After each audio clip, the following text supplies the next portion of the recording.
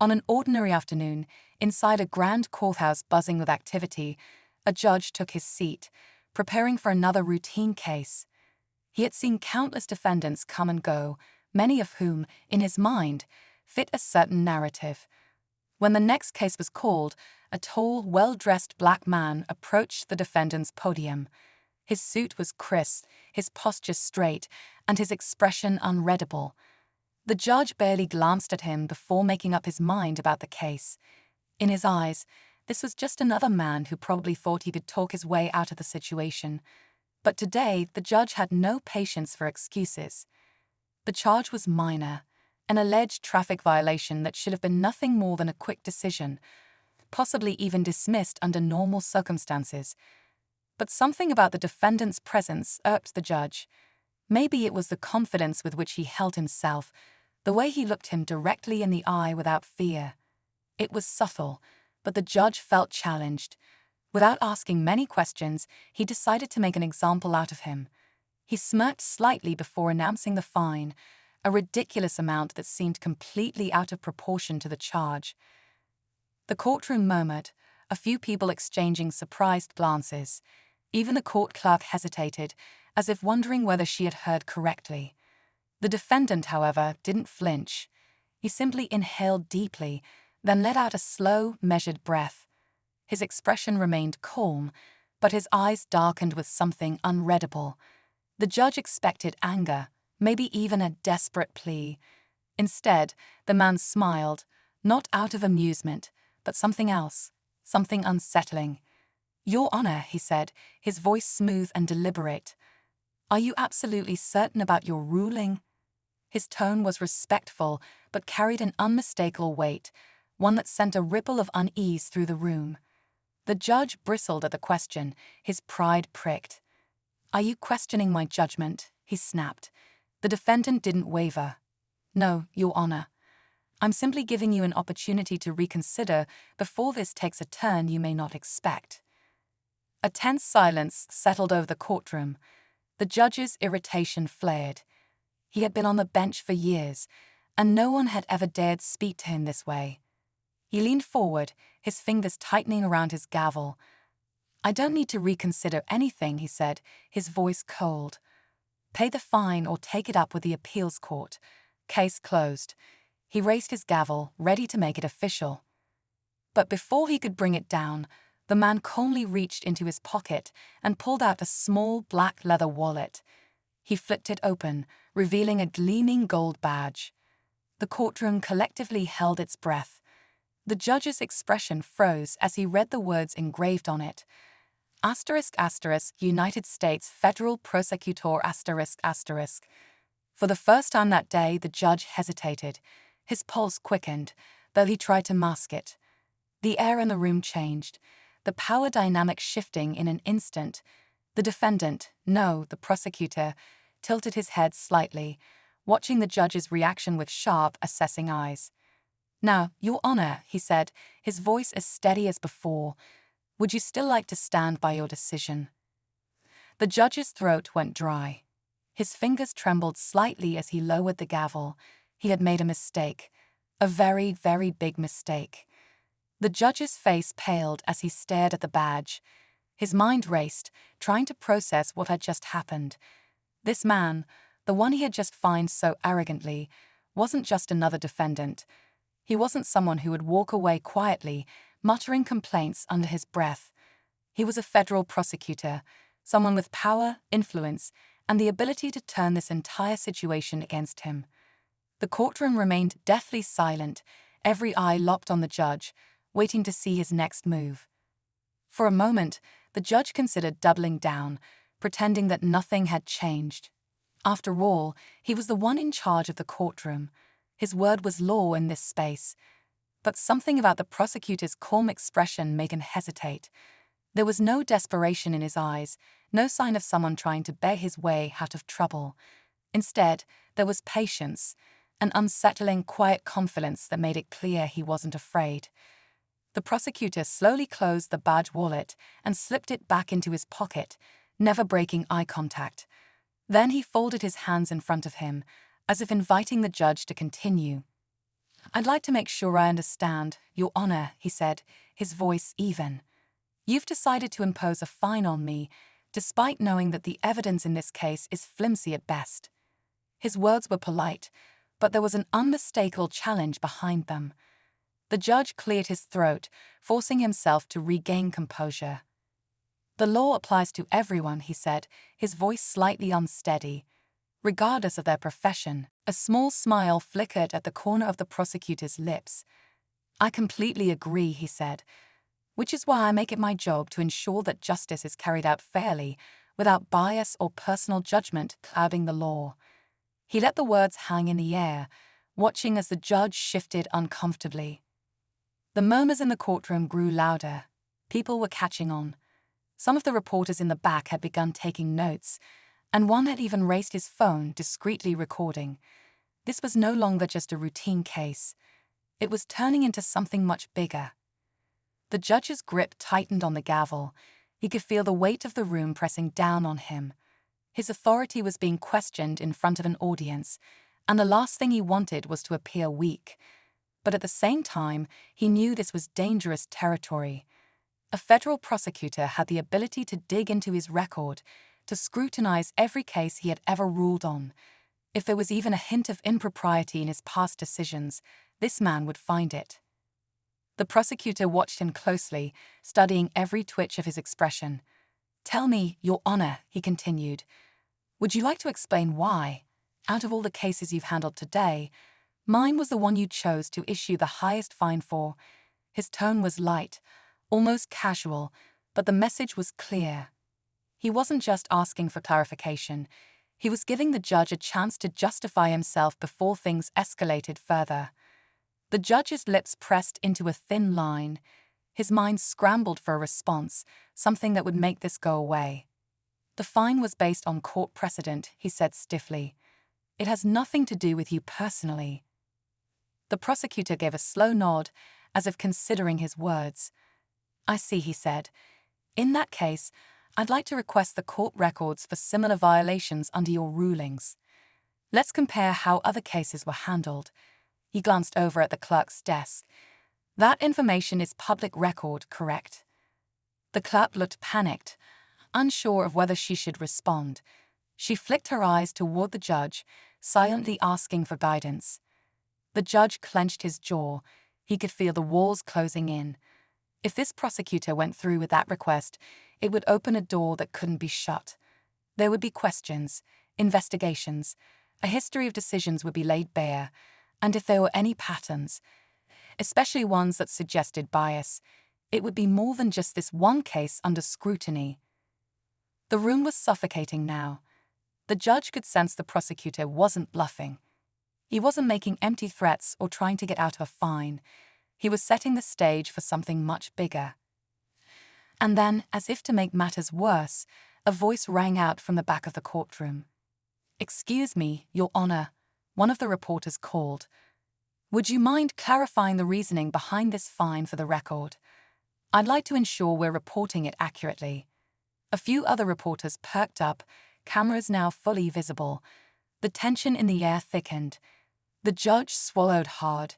He had spent years in this courtroom, controlling every case that passed through. But for the first time, he felt completely cornered. The power he had always held seemed to be slipping through his fingers, and no matter what he said next, it was clear that this wasn't going to be forgotten anytime soon. The prosecutor remained perfectly still, waiting, watching. The judge licked his lips, reaching for the gavel again, but this time his hand was unsteady. "I believe we need a short recess," he muttered, hoping that a break would give him time to think. Maybe he could find a way out of this. Maybe, just maybe, there was still a way to turn this around.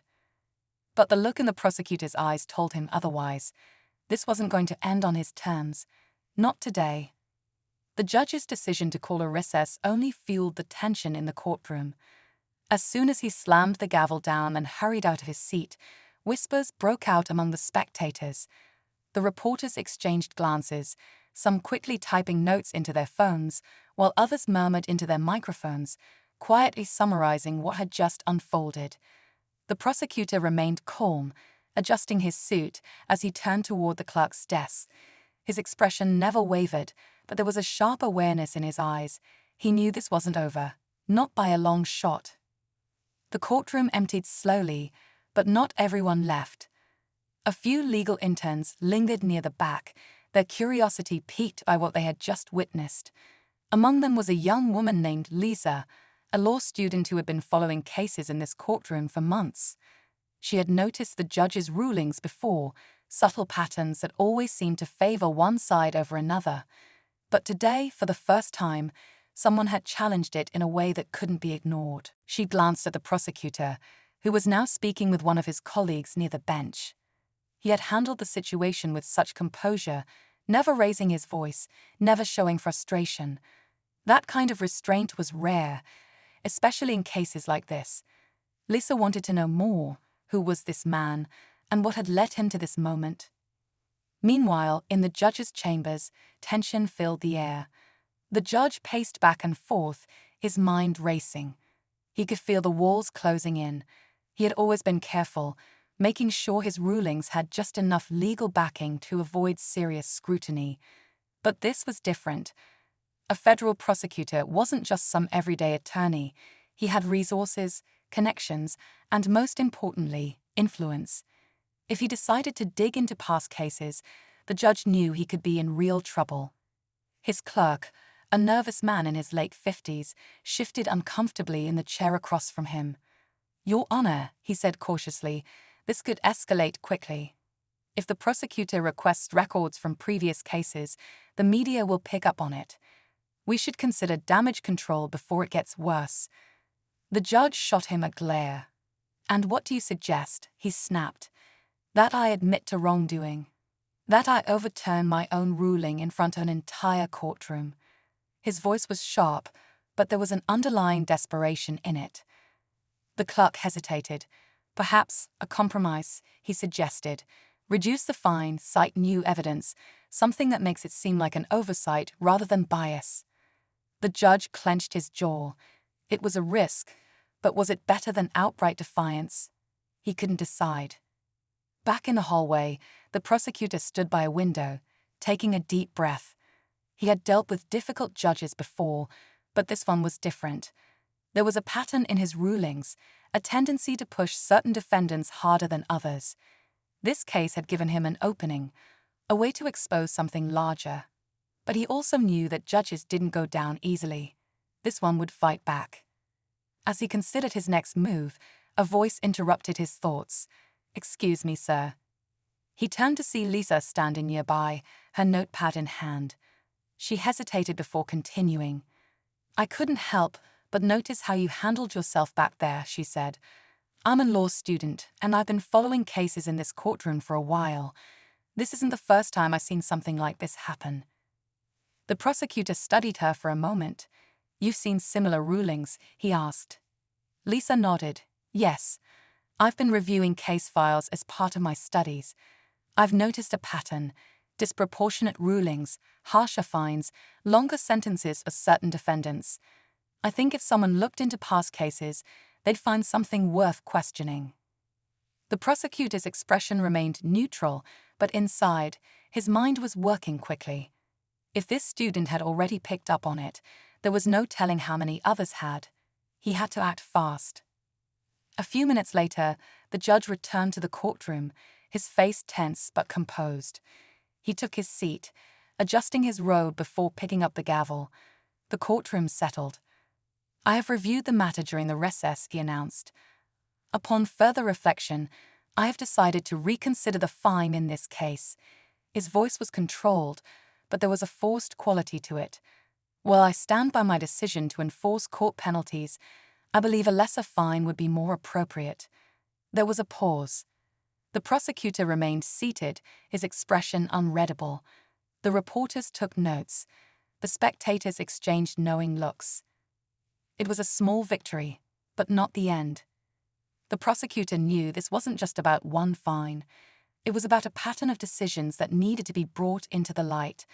And now, with more eyes on the case than ever before, he was going to make sure the truth came out. As the judge announced his decision to lower the fine, A murmur rippled through the courtroom. The prosecutor remained still, his expression unreadable, but inside he knew exactly what had just happened. This wasn't a change of heart. It was an attempt to escape scrutiny.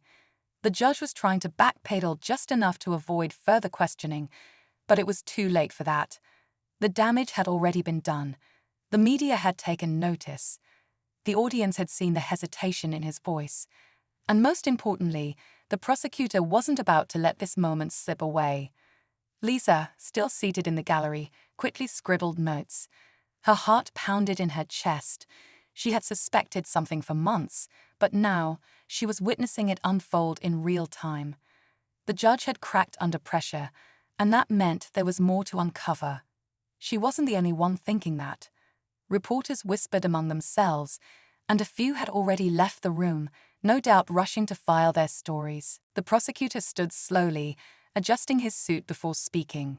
His voice was calm, controlled, but carried undeniable weight. Your Honor, while I appreciate the reconsideration, this case is no longer just about a fine. He let the words hang in the air, watching as the judge stiffened in his seat. I believe the circumstances surrounding today's ruling, and perhaps others, warrant further review. The silence that followed was thick with tension. The judge gripped the edge of his bench, his knuckles white. He knew what was coming next. The prosecutor wasn't just going to walk away. He was going to dig. He was going to request case files, demand records, and soon, this courtroom would be at the center of a much bigger storm. The judge cleared his throat, trying to maintain his composure. That is beyond the scope of today's hearing, Counselor, he said firmly, though there was a slight tremor in his voice. If you have concerns, you are welcome to follow proper legal channels. The prosecutor nodded, as if considering the words. I intend to, he replied smoothly. I've already filed a formal request for a judicial review. A collective gasp filled the room. The judge's face darkened, but he didn't respond. He couldn't. A judicial review meant his rulings would be examined, his courtroom practices scrutinized. If anything improper was found, it wouldn't just be a scandal. It could mean the end of his career. The tension was nearly suffocating as the prosecutor gathered his notes and turned toward the exit. He could feel the judge's eyes burning into his back, but he didn't look back. This wasn't over. It was only beginning. Outside the courtroom, the hall was buzzing with reporters, law students, and attorneys whispering among themselves. Lisa pushed through the crowd, catching up to the prosecutor as he exited. Sir, she said, slightly breathless, if you're really pursuing this, I want to help. He turned to her, studying her for a moment. You said earlier you've been looking into past rulings, he said. How much have you found? Lisa hesitated before pulling out her notebook. Enough to see a pattern, she admitted, but I don't have access to everything. If I could get more records. The prosecutor considered this.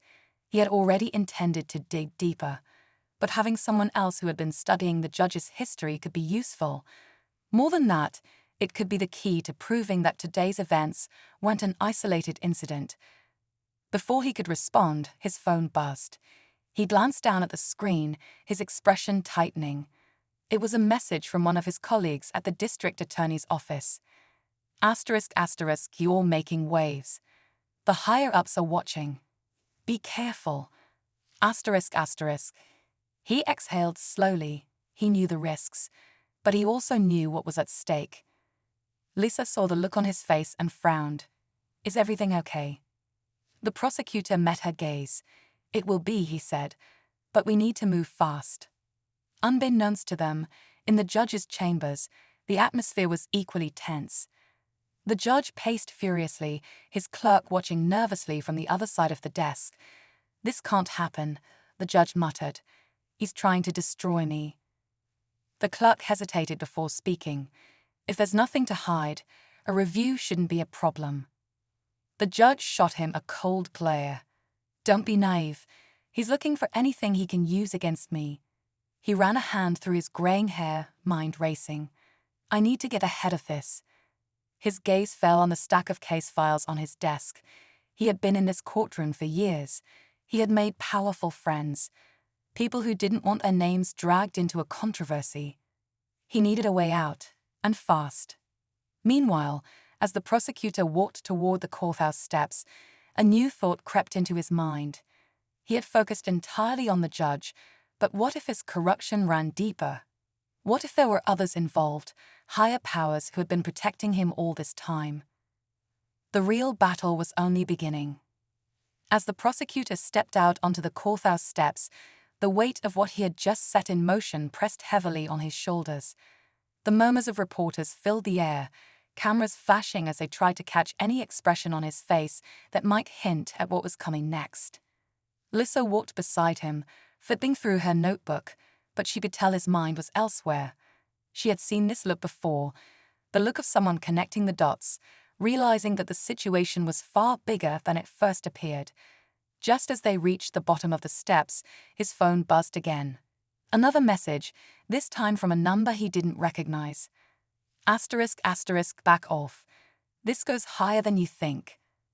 Asterisk, asterisk, he stopped in his tracks, his grip tightening around his phone. Lissa noticed his sudden change in posture. What is it? She asked. He turned the screen toward her, letting her read the message. Her eyes widened. Someone's watching you, she murmured. This isn't just about the judge anymore. A cold chill ran down his spine. The judge was corrupt. He had no doubt about that. But what if he wasn't working alone? What if his rulings were part of something bigger? He had already assumed the judge had connections, but this was different. Someone with power was afraid of what he might find. Lissa's mind was racing. If they're trying to scare you, it means you're getting close to something important. She glanced around, suddenly hyper-aware of the people around them. You think it's someone inside the courthouse. The prosecutor exhaled slowly. Maybe. Or someone even higher up. He looked at the crowd of reporters still lingering nearby. He had a choice to make. If he spoke to them now, he could make it impossible for whoever sent the message to silence him, but it would also put a target on his back. Before he could decide, his phone buzzed again. Asterisk, asterisk, unknown number. Last warning. Drop it. Asterisk, asterisk. Lissa saw the text and shook her head. They're panicking. The prosecutor's instincts screamed at him that this was bigger than one corrupt judge. He thought back to old cases, to decisions that had seemed questionable, but never had enough evidence behind them. What if there were other rulings, other verdicts that had been quietly manipulated? He needed more proof. Come on, he said, turning toward his car. We need access to sealed case files. Lissa hesitated. That won't be easy. He met her gaze. Nothing about this has been easy. Meanwhile, inside the courthouse, Judge Whitaker sat stiffly at his desk, staring at his phone. He had just gotten off a call, one he had hoped he would never have to make. The voice on the other end had been calm but firm. Asterisk, asterisk, if he keeps digging, you'll be the first to go. Asterisk, asterisk. He ran a hand over his face. He had thought he had more time. That he could handle this on his own. But the prosecutor was relentless, and now, the people who had protected him all these years were turning against him. There was only one way out of this. He needed leverage. His mind raced through options before settling on one. He picked up his phone again and dialed a number he hadn't called in years. When the line clicked, a deep voice answered. I need a favor, the judge said, his voice low. It's time to make this problem go away. The next morning, the prosecutor and Lissa met in a quiet corner of a downtown cafe, their laptops open, scanning through public records. They had spent half the night following leads, but everything important, anything that could truly expose the depth of the corruption, was locked behind restricted access. We need a whistleblower, Lissa said, rubbing her tired eyes. Someone who worked under the judge. A clerk, an assistant, anyone who might know what's really going on behind closed doors. The prosecutor nodded, but before he could respond, his phone rang. An unknown number. He hesitated before answering. A nervous voice whispered, If you want proof, meet me tonight. Parking garage on 5th. Come alone. The line went dead. Lissa stared at him. That sounded serious. He exhaled. It's a risk, but it might be our only shot. As night fell, he drove to the location, parking his car in the dimly lit garage. The air was thick with tension as he stepped out, scanning the area. A shadow moved near one of the pillars. The figure stepped forward, a young man, barely out of law school, wearing a cheap suit and a panicked expression. "You're making a lot of enemies," the man said. "I don't have much time." The prosecutor crossed his arms. "What do you know?" The man hesitated before pulling a flash drive from his pocket. "Case files, sealed documents, everything they don't want you to see." He handed it over. "But you didn't get it from me." The prosecutor took the drive, but before he could ask more, the man glanced around, fear flashing across his face. "You need to go, now." A car engine rolled nearby. Headlights flared to life, aimed directly at them. The young man bolted in one direction while the prosecutor turned and ran toward his own car, clutching the flash drive. Tires screeched as the vehicle behind him sped forward. Heart pounding, he dove into the driver's seat, slamming the door shut just as the pursuing car skidded to a stop inches away. He peeled out of the garage, his mind racing. This was no longer just about corruption. Someone was willing to do whatever it took to bury the truth. The prosecutor's hands tightened around the steering wheel as he sped through the darkened streets, his pulse hammering in his ears. The flash drive in his pocket felt heavier than it should, like it carried the weight of every injustice the judge had buried over the years. His phone vibrated in the seat next to him, but he didn't dare take his eyes off the road. He already knew who it was. Lisa. She was probably worried, demanding to know what had happened. But right now, all that mattered was getting the files somewhere safe before whoever was after him made their next move. Glancing in the rearview mirror, he saw a pair of headlights closing in. His stomach clenched. They weren't done with him yet. The car behind him picked up speed, swerving between lanes, its intentions clear. He gritted his teeth and pressed the gas pedal, weaving through traffic. The streets blurred around him as he took a sharp turn onto a side road, his tires screeching against the pavement. The pursuing car followed. He needed an escape, a distraction, something to buy him time. Up ahead, he spotted an underground parking garage with a security gate slowly coming down for the night. Without hesitation, he yanked the wheel and swerved inside. The second he cleared the entrance, he slammed the brakes, turned off the lights, and ducked low in his seat. Seconds later, the other car rolled past the entrance, missing him by inches. He exhaled sharply. Not much time. He grabbed his phone and called Lisa. "I have the files," he said, his voice low. "What happened?" "You're all over the news," she said, her words frantic. "They're making it look like you're the one under investigation. You need to get here now." His stomach dropped. He had expected resistance, but this was worse. Someone powerful was pulling strings fast. "Where are you?" "News station," she replied. "We have to go public before they twist this even more." He didn't need to think twice. He started the car and made his way to the station, careful to stay under the radar. When he arrived, Lisa was already waiting outside, her expression a mix of relief and urgency.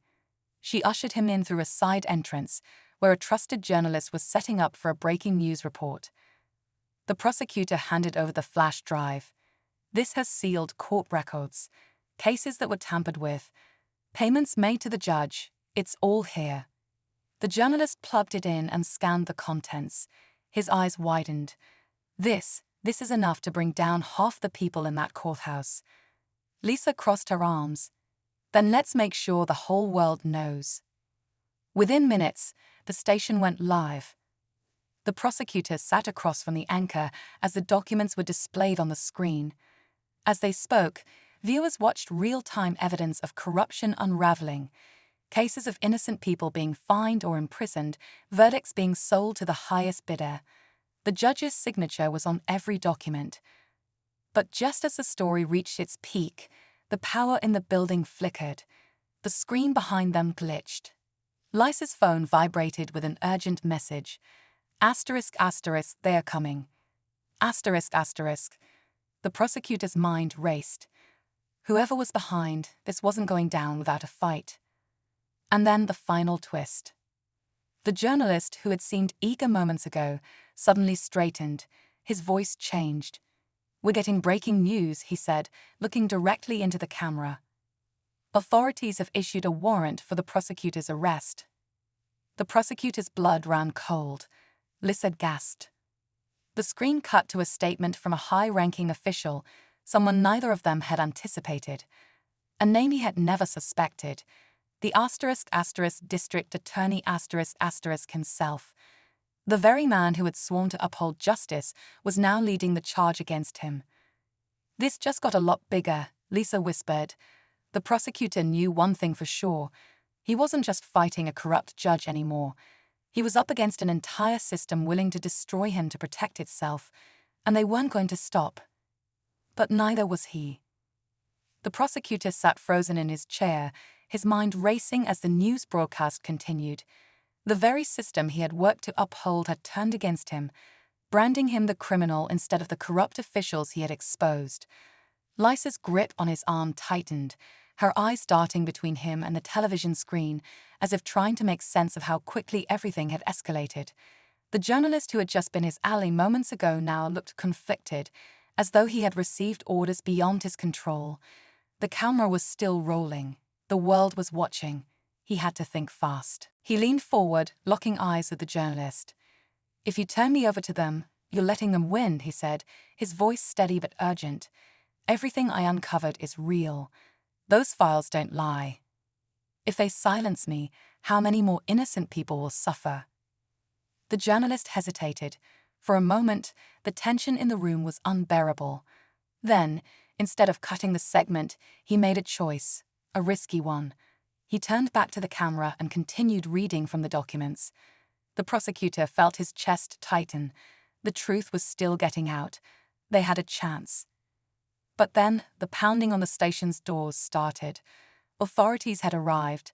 Lisa grabbed his wrist. "We have to go, now." They moved quickly, weaving through the back hallways at the station as security scrambled to keep the officers at bay. Every step felt like a race against time. The prosecutor knew that if they were caught, this wouldn't end in an arrest. It would end in silence. They weren't trying to charge him.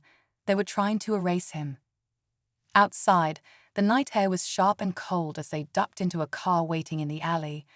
The driver, an old friend from law school who had seen the broadcast, wasted no time speeding off. As the city lights blurred past, Lisa kept checking her phone, tracking the public reaction. It was overwhelming. Social media was flooded with outrage. People were demanding investigations, questioning how deep the corruption went. The files had gone viral. The district attorney, the judge, and several high-ranking officials were now under scrutiny. The prosecutor knew this wasn't over, but for the first time, he had hope. The more people knew the truth, the harder it would be for them to cover it up. As they reached a safe house on the outskirts of the city, Lisa exhaled and turned to him. "You did it," she said. "They tried to bury this, but now the whole country is watching." The prosecutor ran a hand through his hair, exhaustion setting in. "This fight isn't over," he said. "But at least now, we're not the only ones fighting it." Over the next few days, as investigations were launched and officials were forced to respond, the tides began to turn. The judge who had abused his power for years was removed from the bench. The district attorney, exposed for his role in covering up corruption, resigned under pressure. The justice system, though still flawed, had been forced to confront its own failures. And as for the prosecutor, he had lost his position, his reputation dragged through the mud, but he had won something far greater. He had proven that truth could still make a difference. That standing up, even when the odds were impossible, mattered. As he watched the news from the safe house, Lisa beside him, he allowed himself a small smile. "Ready for the next fight?" she asked. He nodded. "Always."